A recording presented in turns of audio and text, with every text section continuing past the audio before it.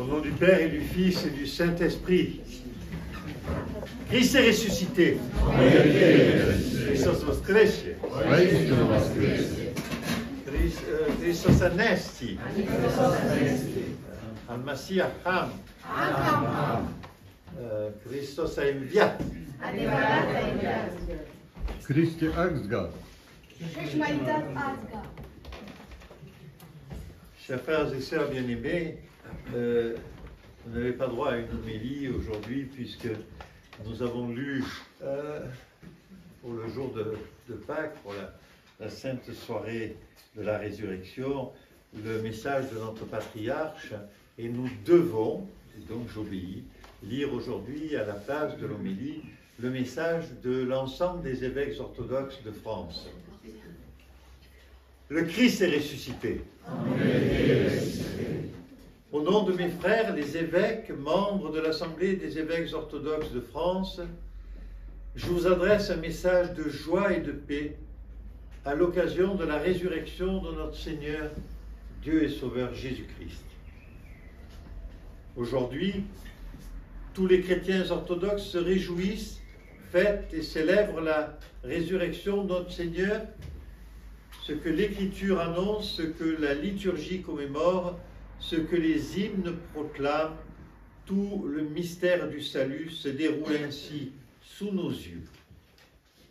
Hier encore, avec le Christ auprès de la croix et maintenant avec les apôtres et les mirophores devant le tombeau vide, nous devenons les témoins de l'amour fou et infini de Dieu pour sa créature. C'est en lui que réside le mystère de la paix pour laquelle nous continuons à prier à l'heure où dans de nombreuses parties du monde, la souffrance et la guerre sont encore des réalités terribles.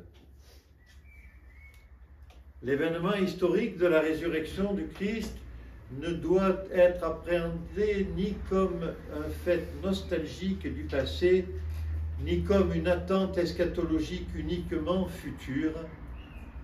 En revanche, on doit s'engager à la recherche du sens de cet événement historique rendu possible grâce à sa mise ou remise à jour par l'herméneutique chrétienne.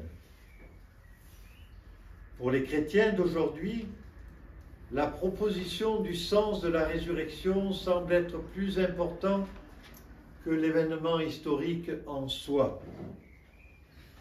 En effet, déjà à l'époque néo-testamentaire, tant l'apôtre Paul que l'évangéliste Jean ont avancé une interprétation symbolique de la résurrection, suivie par les apologètes, surtout Origène, et les pères cappadociens.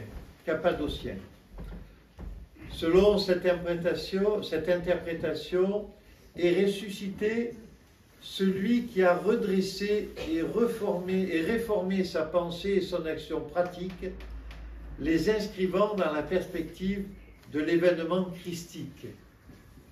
Or, le Christ n'est plus une figure uniquement historique, mais il représente, incarne et s'identifie idéalement aux valeurs universelles, transcendantes et diachroniques, telles l'amour ou la solidarité sociale, la liberté ou la libération des opprimés et des faibles, la justice ou l'égalité pour tous, la paix et la réconciliation pour les victimes de l'histoire, y compris, enfin, les fameuses vertus cardinales issues de la philosophie grecque. Par conséquent, on n'attend plus la résurrection comme un événement à venir, mais comme un défi à relever dans le temps présent, relatif à la réorientation de la pensée et de l'action humaine, et imprégné du sens d'un monde nouveau, déterminé par des idées universelles, critiques de la configuration et de l'ordre établi actuel. Les logiques du monde sont renversées. Notre foi se résume en un paradoxe existentiel que l'Église chante en ce jour. Lorsque tu gisais dans le tombeau, Seigneur immortel, tu as brisé la puissance de l'enfer et tu es ressuscité victorieusement au Christ notre Dieu. Je vous laisse les points de suspension après, mais c'est le tropère de Pâques. Aujourd'hui, nous l'annonçons avec allégresse. Le Christ est ressuscité afin d'accorder à l'humanité tout entière une promesse nouvelle. La confiance que le divin a non seulement vaincu la mort et le péché, mais que notre vocation, remodelée par son sang versé sur la croix, est désormais liée à la promesse incroyable du don de sa divinité. Désormais, nous nous adressons à Dieu en lui disant « Père », non seulement en tant que notre Créateur, mais aussi parce que de la solitude du tombeau jaillit l'acclamation qui se répandra dans le monde entier. Le Christ est ressuscité. Enfin, je vous renouvelle à tous et à toutes mes meilleurs vœux à l'occasion de la fête de la résurrection du Christ.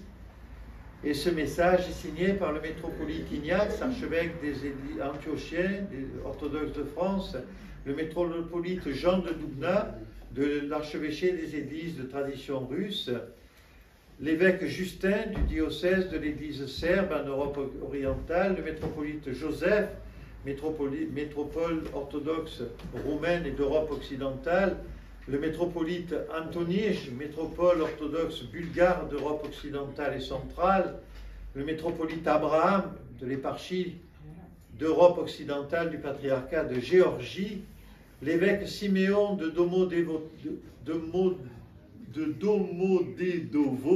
archevêque des églises orthodoxes de tradition russe en Europe occidentale, l'évêque Élisée de Reutov de l'archevêché des églises orthodoxes de tradition russe et l'évêque Mars, évêque vicaire de la métropole orthodoxe roumaine. Amen.